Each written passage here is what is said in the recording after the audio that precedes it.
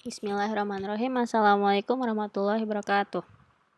Innal hamdalillah nahmaduhu wa nasta'inuhu wa nastaghfiruh wa na'udzu billahi min syururi anfusina wa min sayyiati a'malina may yahdihillahu fala mudhillalah wa may yudhlil fala hadiyalah. Asyhadu an la ilaha illallah wa asyhadu anna Muhammadan abduhu wa rasuluh la nabiyya ba'dah. Alhamdulillahirabbil alamin. Terima kasih sebelumnya kepada teman-teman di Lainas yang telah mengizinkan saya untuk menyampaikan materi pada hari ini. Begitu pula kepada tim kulab yang telah bersedia untuk memfasilitasi kulab kita dari awal sampai akhir. Lalu kepada Bu Moderator, Ibu Azki yang telah bersedia mendampingi kami. Begitu pula dengan partner saya Feby, Mama Zidan yang telah bersedia juga untuk memberikan materi sebelumnya. Ya, di sini izinkan saya untuk menyampaikan materi selanjutnya mengenai peran orang tua sebagai awal peradaban. Jika sebelumnya Feby udah menyampaikan tentang kenapa sih harus memiliki anak dan bagaimana cara menyiapkan anak dan segala persiapan orang tua gitu. Nah, di sini mungkin saya akan berfokus kepada apa sih yang seharusnya menjadi peran orang tua sebagai awal peradaban untuk anak-anak kita ini ya, mempersiapkan anak-anak kita ini gitu. Baiklah, tanpa basa-basi kita langsung mulai aja ya. Bismillahirrahmanirrahim. Baiklah, pertama saya buka dengan sebuah kutipan.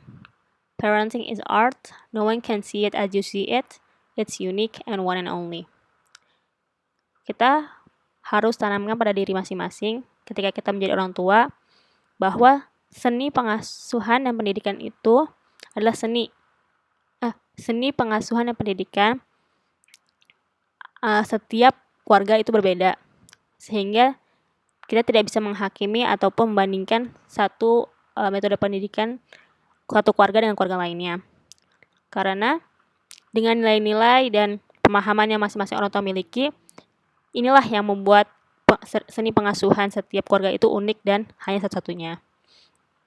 Maka sebelum kita membahas tentang bagaimana sih pengasuhan dan metode pendidikan untuk anak lainnya, pertama kita harus tahu dulu nih bahwa menjadi orang tua itu membuat kita menjalani hidup yang tidak sama seperti sebelumnya. Being a parent, once you decide to be a parent, your life won't ever be the same. Kenapa saya bilang seperti itu? Karena ketika kita memutuskan untuk menjadi orang tua, maka ada konsekuensi yang harus diambil, yaitu konsekuensi dengan menambah peran yang ada. Jika sebelumnya kita menikmati peran sebagai seorang suami atau seorang istri, maka ketika memutuskan untuk memiliki anak, kita harus menambah peran baru, yaitu sebagai seorang ayah dan ibu. Bukan hanya gelar, namun sebuah tahapan di mana peran baru tersebut harus senantiasa disiapkan. Nah, disiapkan itu bagaimana? Lanjut ke poin kedua, yaitu dengan menambah kapasitas diri. Menambah kapasitas diri berarti bersedia untuk mengetahui apa saja yang dibutuhkan untuk menjadi seorang ayah atau seorang ibu. Seperti halnya dengan mempersiapkan fisik ketika hamil, lalu mempersiapkan ilmu, baik itu ilmu ayah ataupun ilmu ibu gitu. Dan juga terutama untuk mempersiapkan psikis atau mental pada masing-masing ayah atau ibu nanti gitu. Karena ketika kita punya mindset yang sudah siap untuk memiliki anak, otomatis kita dapat menerima dan membimbing anak dengan baik, insya Allah. Lalu yang ketiga, yang harus kita ketahui bahwa nilai-nilai yang kita miliki sekarang sebelum memiliki anak, ketika nanti kita akan memiliki anak, pasti akan berubah. Karena adanya perspektif baru dalam kehidupan. Baik itu berupa prioritas, baik itu berupa tanggung jawab dan hal lainnya yang pastinya akan merubah perencanaan keluarga sesuai dengan tahap perkembangan anak. Gitu. Karena kita tahu ya bahwa anak akan terus bertumbuh, tanpa sadar anak dari bayi akan menjadi 1 tahun, 2 tahun dan selanjutnya. Yang pasti dalam setiap tahun itu akan ada yang berubah gitu. Maka di sini kita harus mengetahui terlebih dahulu nih bahwa nanti ketika menjadi orang tua ke depannya inilah yang harus kita hadapi, inilah yang harus kita siapkan gitu. Sehingga ketika kita mengetahui konsekuensi yang ada, kita akan lebih siap dalam menghadapi berbagai risiko gitu. Baik itu saat ingin memiliki anak ataupun menambah anak gitu. Kalau menambah anak pasti dua kali lebih gitu ya konsekuensi yang ada gitu. Karena anak yang hadir nanti itu kitalah yang menghadirkan gitu. Kitalah orang tua yang menghadirkan ia untuk hadir di dunia dengan izin Allah. Maka anak itu hanya membutuhkan peran orang tuanya, peran orang tua yang sadar akan tanggung jawabnya ia dalam mengasuh dan mendidik anak gitu. Maka jadikan kesempatan atau momen untuk memiliki anak ini untuk senantiasa menyadari bahwa inilah tugas yang harus kita emban untuk insya Allah masa depan generasi ini gitu, masa depan negeri ini gitu. Nah, apalagi sih yang akan berubah selain poin-poin sebelumnya, yaitu pertama pandangan. Pandangan yang pastinya ketika sebelumnya menjadi seorang suami atau istri, pandangan ketika memiliki anak itu akan berubah.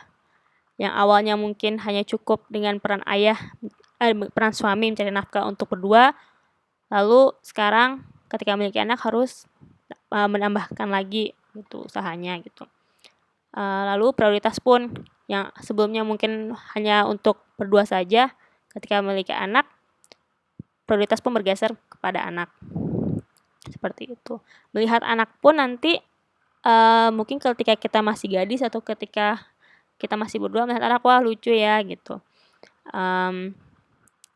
Tapi ketika kita memilikinya sendiri pasti akan melihat pandangan bahwa anak yang lucu itu tidak akan menjadi lucu tanpa perjuangan orang tuanya dalam mengurusnya. Nah, lalu perencanaan. Nah, di sini mungkin aku bisa lebih menekankan kepada kita perempuan ya.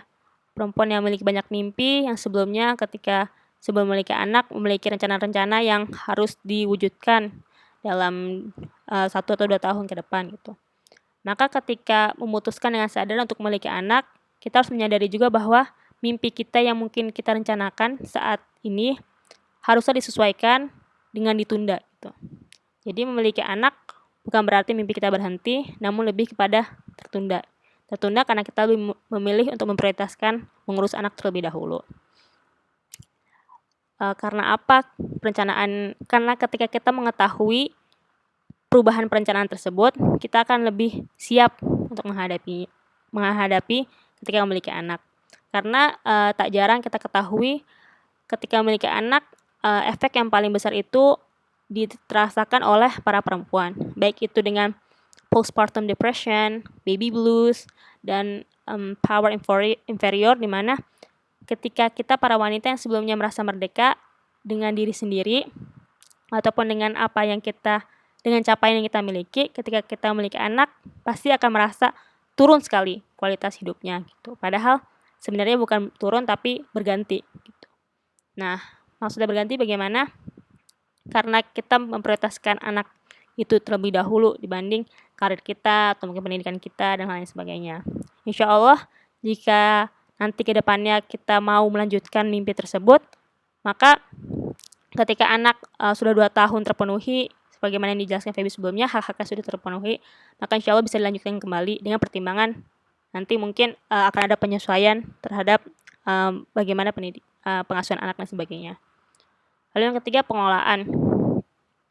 Pengelolaan di sini lebih kepada bagaimana kita mengelola apa yang ada di rumah tangga, apa yang dalam keuangan kita, gaya hidup dan rutinitas. Jika sebelumnya kita mungkin lebih nyaman dengan hidup berdua gitu, maka ketika hidup bertiga, berempat dan seterusnya harus menyesuaikan kembali lagi bagaimana pengelolaan dana keuangan. Lalu masuk ke bahasan inti, kenapa sih orang tua yang menjadi awal peradaban? Ya, seperti yang bisa dibaca, kita sebagai orang tua lah yang menghadirkan anak untuk hadir. Anak tidak pernah minta dilahirkan, sehingga tugas orang tua untuk menghadirkan anak itu harusnya dengan sadar alasannya, harusnya dengan pertimbangan yang jelas gitu. Jangan sampai ia hadir karena hubungan yang mungkin sebelumnya kita tidak pernah berharap ia akan hadir gitu. Karena pasti outputnya akan beda ketika kita yang mungkin sebelumnya sudah mempersiapkan dengan kita yang belum mempersiapkan. Nah, dari sinilah kita bisa mengetahui bahwa peradaban yang ada sekarang seperti yang kita lihat dari kita lahir 94 tahun 94 95 sampai tahun 2020, kita lihatlah gitu. Teman-teman yang seusia dengan kita ataupun adik-adik kelas kita gitu, bagaimana kita lihat kondisinya sekarang gitu. Apakah sudah memberikan dampak yang besar bagi bangsa ini? Tapi kita harus yakini bahwa selama ini kita dididik sesuai dengan bagaimana orang tua kita dulu dididik. Jadi akan selalu menjadi pola pengasuhan yang sama dan berulang-ulang, sehingga yang kita lihat sekarang ya sama seperti sejarah yang berulang. Nah, melihat keadaan zaman sekarang seperti ini, gitu, masihkah kita yang lebih melek dengan zaman, yang lebih melek dengan perubahan yang ada, menginginkan anak kita untuk merasakan hal yang sama? Maukah kita menghadirkan anak kita dengan kondisi yang kita nggak tahu nih anak kita ke depannya bakal bermanfaat apa enggak ya, anak kita ke depannya bakal bisa membantu negeri ini nggak ya gitu. Maka yuk bersama-sama kita di sini ubah mindset kita dengan menjadi orang tua yang senantiasa sadar diri, sadar kondisi, sadar bahwa kebutuhan anak itu haruslah dididik sesuai zamannya. Kenapa? Karena zaman terus berubah, namun terkadang parenting yang kita terapkan kepada anak itu selalu sama. Sehingga harapannya orang tua, kita sebagai orang tua nanti bisa lebih fleksibel, bisa lebih dapat menyesuaikan pendidikan yang ingin kita terapkan ke anak sesuai dengan zamannya ia sekarang. Baiklah, lanjut ya. Baik, selanjutnya yaitu awal peradaban ini pasti bermula dari pembagian peran ayah dan ibu. Peran orang tua yang terdiri dari ayah dan ibu ya, bukan hanya seorang ibu. Di sini kita bisa melihat dari poin-poin yang saya sampaikan, adanya peran ayah sama peran ibu. Peran ayah ini bagaikan kepala sekolah dalam suatu sekolah, di mana ia bertanggung jawab sebagai pemimpin bagi guru-guru, bagi murid, dan bagi sekolahnya sendiri. Maka di sini peran ayah yang utama adalah menumbuhkan maskulinitas dan peran ayah pada anak laki-laki, lalu menumbuhkan keberanian dan rasa aman kepada anak perempuan. Jadi selain tanggung jawab kepada keluarga, ayah juga bertanggung jawab terhadap pengasuhan anak dalam memberikan nilai-nilai positif dan nilai-nilai kelaki-lakian kepada anak laki-laki maupun anak perempuan.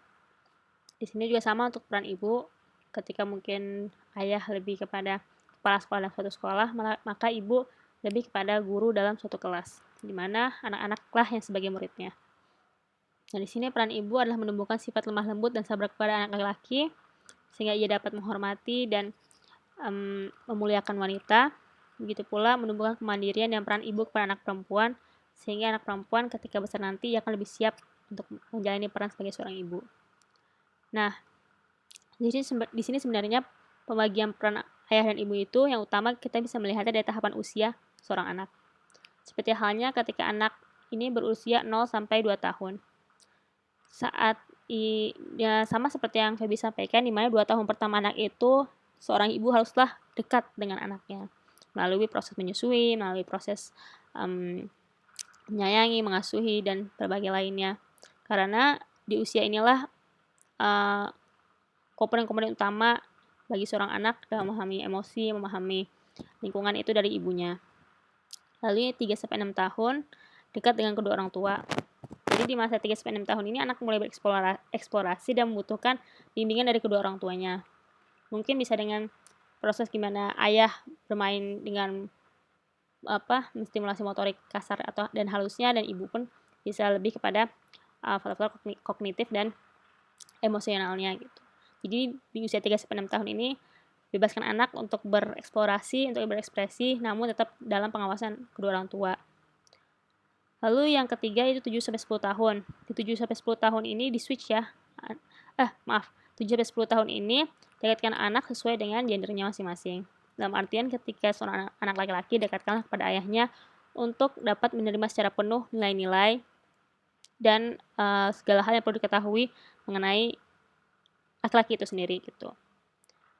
Begitu juga dengan perempuan, di usia 7-10 tahun dekatkanlah ia dengan ibunya bagi anak perempuan, sehingga anak perempuan bisa mengetahui lebih utuh, bisa mengetahui juga bagaimana sih peran seorang ibu yang sebenarnya, seorang wanita yang seharusnya. Lalu 11-14 tahun dekat dengan lawan gender, dekat dengan lawan jenis. Maksudnya di sini bukan lawan jenis teman sebayanya ya, tapi orang tuanya. Jadi ketika umur 11-14 tahun, anak laki-laki didekatkan dengan ibunya, Sehingga setelah ditanamkan nilai-nilai laki-laki, nilai maskulinitas oleh ayahnya, ia akan lebih memahami wanita dari sisi ibunya ketika ia lebih dekat kepada ibunya di usia ini gitu. Nah, harapannya ketika anak perempuan dan anak laki saling bertukar kedekatannya dengan orang tuanya, yaitu anak laki dengan ibunya, anak perempuan dengan ayahnya, harapannya mereka bisa saling memenuhi dan saling merasa terpenuhi tangki cinta ataupun kebutuhan yang harus ia ketahui sebelum nanti ia mengetahui di luar sana gitu. Jadi insya Allah ketika peran ini dijalani dengan baik, anak laki-laki akan lebih memuliakan wanita dari melihat ibunya, dan anak perempuan pun akan lebih menghormati dan melihat laki-laki sebagai seseorang yang harus dihormati dan harus dijaga kemuliaan perempuan itu sendiri karena oleh ayahnya gitu. Nah, lalu sebenarnya kalau bisa saya cerita, konsep parenting ini kalau bisa dibilang mah nggak ada satu konsep parenting yang bakal saklek dengan satu anak gitu. Karena kita tahu ya ada banyak sekali konsep-konsep parenting yang ada gitu, metode parenting yang tersedia. Namun hal yang harus diperhatikan di sini adalah awal mulanya manusia ini diciptakan oleh Allah tentunya sudah ditanamkan dalam diri mereka masing-masing fitrahnya. Jadi ketika anak ini sudah memiliki fitrahnya sendiri, sudah memiliki kecenderungan yang seharusnya ia kembangkan sesuai potensinya, maka ketika diberikan stimulus atau berikan konsep parenting yang tidak sesuai, ia pasti akan merasa bertolak belakang. Meskipun pada awalnya dia merasa masih bisa mengikuti, kedepannya pasti akan terasa gitu bahwa konsep parenting ini sebenarnya tidak sesuai untuk anak ini. Makanya sebenarnya kalau mau dibilang mah konsep parenting hendaklah melakukan pendekatannya melalui fitrah anak. Nah, fitrah itu apa? Nah, bisa baca sendiri di sini ya. Bahwa Al-Ghazali mengartikan bahwa fitrah merupakan dasar bagi manusia yang diperolehnya sejak lahir dengan memiliki berbagai keistimewaan. Yaitu bisa melihat ya, yang pertama itu fitrah keimanan. Jadi dari awal kita sudah menjadi seorang muslim hingga orang tua kita lah yang menjadikan kita agama lain, keyakinan lain. Lalu yang kedua, kemampuan dan kesediaan untuk menerima kebaikan dan dasar kemampuan untuk menerima pendidikan dan pengajaran, yaitu fitrah belajar. Di sini pada dasarnya kita semua manusia itu baik, kita menyukai hal-hal yang baik gitu, dan kita juga senang untuk belajar, seperti hanya seorang bayi yang senang untuk berusaha belajar cara untuk merangkak, cara untuk berjalan dan berbagai hal lainnya. Maka di sini yang utama ini bukan fitrah belajar aja ya, tapi gairah belajarnya itu gitu. Gairah belajar ini yang sudah Allah tanamkan dalam diri kita sehingga kita senantiasa berusaha untuk mengetahui sesuatu. Lalu yang ketiga, dorongan ingin tahu untuk mencari hakikat kebenaran yang berwujud daya untuk berpikir. Fitrah bernalar. Karena kita manusia merupakan makhluk Allah satu-satunya yang memiliki akal, maka fitrah bernalar ini hanya ada pada diri kita. Sehingga Masya Allah, otak yang Allah diberikan kepada kita, akal yang kita miliki senantiasa pada dasarnya adalah tujuannya untuk mencari hakikat kebenaran. Seperti itu. Lalu yang keempat, dorongan biologis yang berupa syahwat, nafsu, dan tabiat. Di sini masuk dalam fitrah seksualitas dan cinta. Maka dalam artian di sini yang namanya syahwat, yang namanya nafsu, dan tabiat semuanya memang fitrahnya kita manusia seperti itu gitu. Jadi dibanding kita melarang atau mungkin menghalangi anak kita untuk mengetahui hal tersebut, lebih baik kita mengarahkannya ke jalan yang lebih baik. Yang terakhir adalah kekuatan-kekuatan lain dan sifat-sifat manusia yang dapat dikembangkan dan disempurnakan, yaitu fitrah bakat dan kepemimpinan. Jadi di sini Allah pun telah menanamkan pada diri kita masing-masing fitrah bakat atau potensi yang sebenarnya hanya ada pada diri kita. Dan begitu pula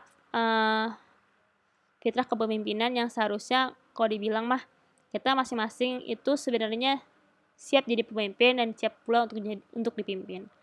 Sehingga fitrah-fitrah inilah yang seharusnya kita sebagai orang tua fokus gitu kepada anak. Jangan sampai kita fokus kepada anak dalam artian pada materinya saja, kepada perkembangannya saja, tapi kita lupa seharusnya tuh kenapa sih alasan dia harus memenuhi hal tersebut. apa sih yang sebenarnya ada dalam diri dia yang harus kita kembangkan, harus kita optimalkan gitu. Nah, untuk mengetahui lebih lanjut bisa follow aja nih Fitrah Based Edu, yaitu akun IG-nya Fitrah Based Education dan juga nama Edu Fitrah. Ya, di sini kita juga bakal banyak info mengenai perkembangan anak dan begitu juga stimulus-stimulus yang bisa diberikan sesuai fitrah.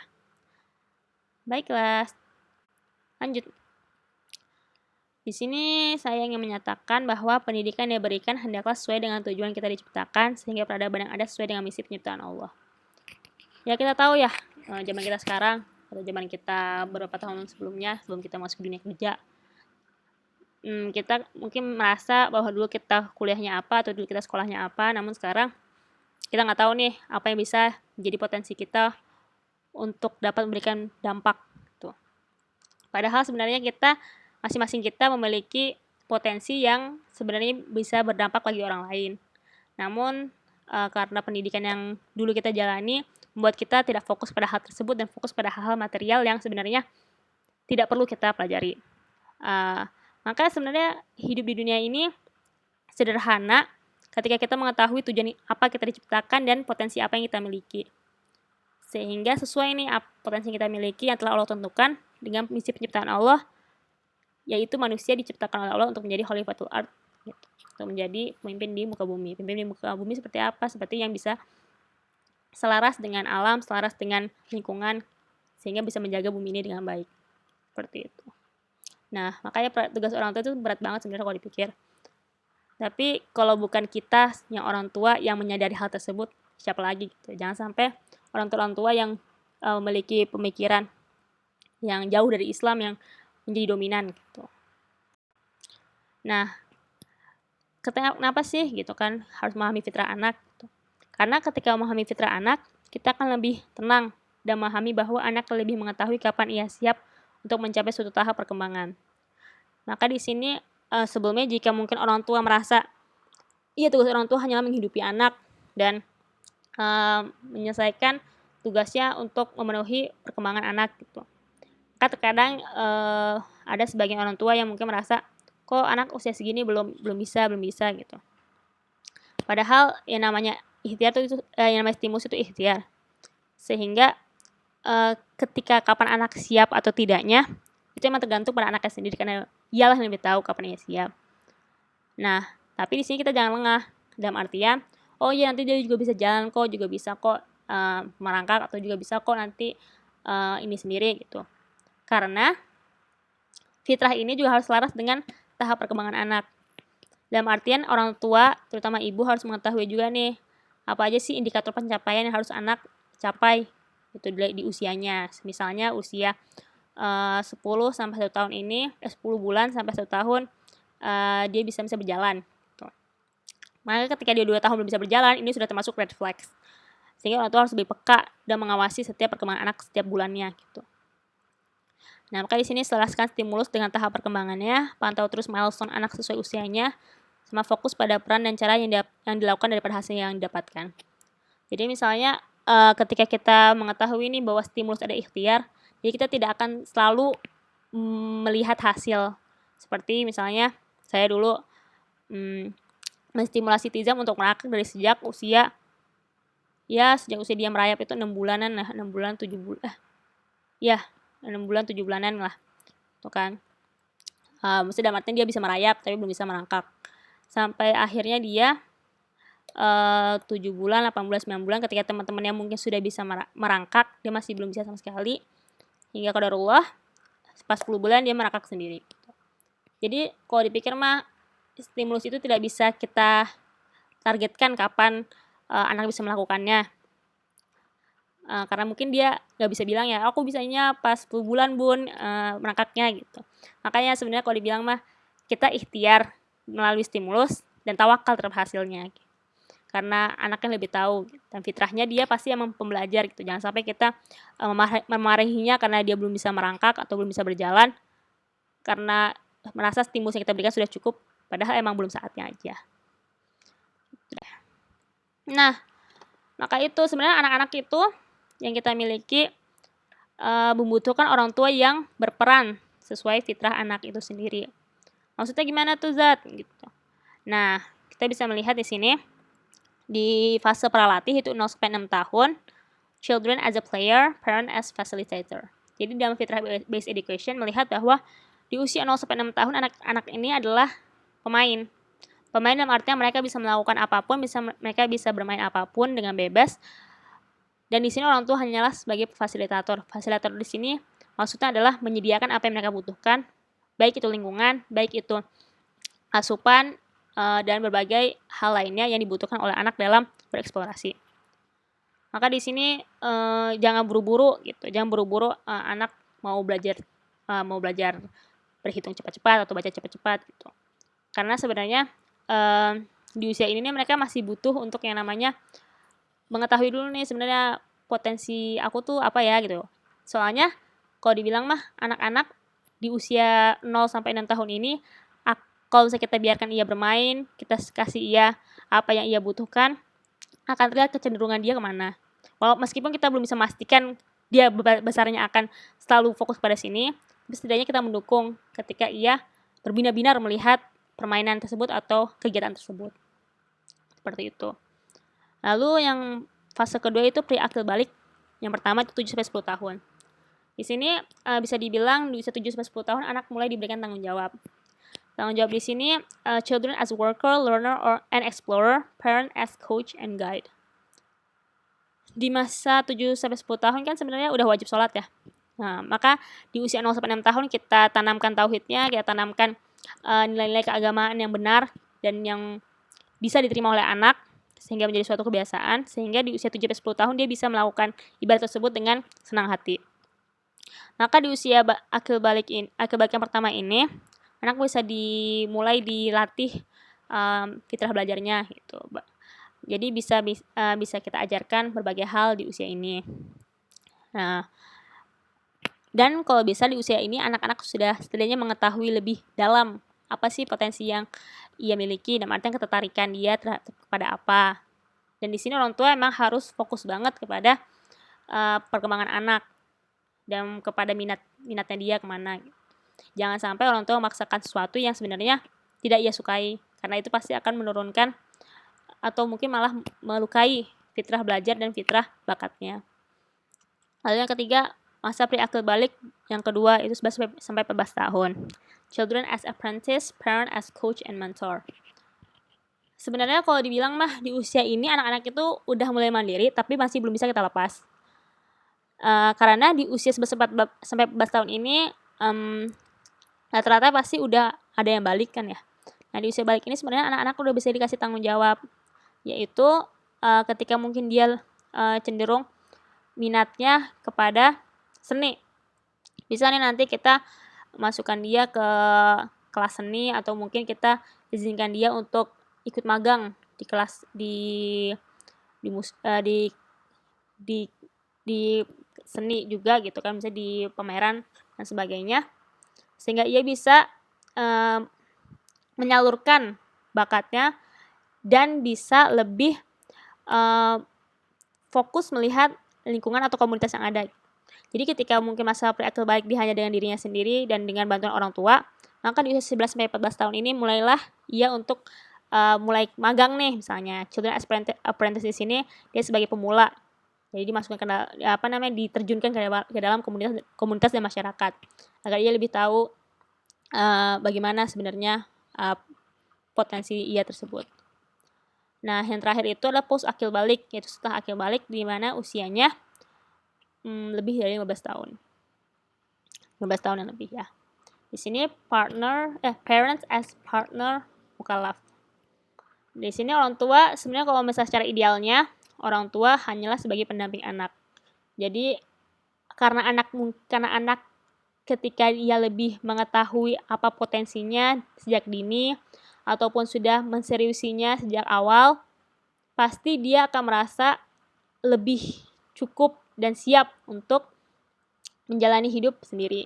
Dalam artian sendiri ini ya, misalnya dia bisa mulai mencari uang itu sendiri atau mungkin bisa menghidupi dirinya sendiri dengan potensi ia tersebut. Maka di sini orang tua adalah sebagai pendamping anak. Sehingga ketika mungkin anak merasa kesulitan atau merasa ada sesuatu yang tidak sesuai dengan keinginannya, orang tua bisa memberi saran seperti hanya seorang teman. Seperti itu. Nah, sebenarnya kalau dipikir mah, kalau dilihat, wah ini ideal banget, 15 tahun udah bisa kerja atau bisa ini sendiri. Karena pada dasarnya kita selama, kalau di total kita 21 tahun kita berada dalam dunia pendidikan. Dan berarti 21 tahun ini, kita sebenarnya apa sih yang kita dapat gitu. Selain pelajaran, atau mungkin hal-hal yang sesuai minat kita, padahal sebenarnya bukan bakat kita. Nah, ini sih yang harus jadi evaluasi bagi kita semua. 21 tahun kita di dunia pendidikan, kita hanya diajarkan teori yang belum tentu ketika kita lulus bakal dipakai atau bakal bisa diterima oleh orang lain untuk diaplikasikan. Sehingga saya harap banget nih, kita, terutama teman-teman di Lainas, ketika menjadi orang tua, kita udah sadar tentang fitrah anak, sehingga kita bisa menyiapkan anak dengan lebih baik, agar nantinya insya Allah ketika anak-anak sudah siap di usianya yang masih belia, bisa memberikan dampak lebih besar bagi negeri ini. Nah, kenapa dampak besar bagi negeri ini? Karena kita tahu ya bahwa sebenarnya Islam lah yang rahmatan lil alamin. Sebenarnya Islam lah yang menjadi solusi bagi semua permasalahan dalam hidup ini. Dan yang selama ini tidak kita ketahui bahwa para muslim masih terjebak dalam sistem pendidikan atau mungkin dalam birokrasi yang kita lihat tidak jelas gitu. Nah, sebenarnya ketika kita menyadari hal tersebut, kita pasti orang tua tidak ingin anak-anak kita hanya terpaut pada itu aja, hanya terpaut pada sistem yang ada, tanpa kita mengetahui sebenarnya tanggung jawab dari pemerintah atau tanggung jawab dari institusi pendidikan itu apa ke depannya. Karena pasti anak-anak kita ini harus kita lah sebagai orang tua yang lebih mengetahui apa potensinya, lebih mengetahui apa yang ia butuhkan. Terlebih, apa dampaknya dia nanti di masa depan. Karena inilah yang akan menjadi awal peradaban gitu. Inilah anak-anak kita yang akan menjadi peradaban selanjutnya, yang akan membawa nama-nama kita gitu. Nah, itu yang kita lihat di buku Fitrah Based Education, peradaban itu bagaikan sebuah pohon dengan buah-buahnya yang baik. Mungkin kalau nanti aku jelasin panjang lebar, bakal panjang ya. Mungkin bisa dilihat di sini, insya Allah lebih jelas ya. Ketika semua fitrah ini dioptimalkan, insya Allah dunia ini, negeri ini akan semuanya akan terpenuhi kebutuhannya, akan menjadi manfaat bagi sekitarnya. Begitu pula bagi dirinya sendiri sudah merasa cukup, dan berbagai hal lainnya yang insya Allah menjadi solusi bagi kita semua. Demikian mungkin materi dari saya.